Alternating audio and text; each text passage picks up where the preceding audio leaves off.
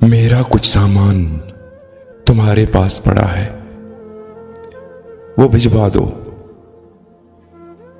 मेरा वो सामान लौटा दो।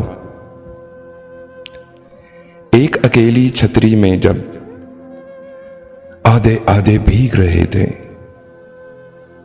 आधे गीले आधे सूखे, सूखा तो मैं ले आया था, गीला मन शायद बिस्तर के पास पड़ा हो, वो भिजवा दो। मेरा वो सामान लौटा दो। 116 चांद की रातें और तुम्हारे कांधे का तिल,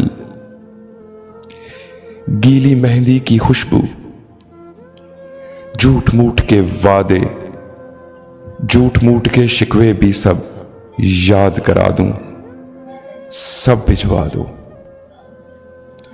एक इजाजत दे दो बस, जब इसको दफनाऊंगा मैं भी वहीं सो जाऊंगा। मेरा कुछ सामान तुम्हारे पास पड़ा है, वो भिजवा दो।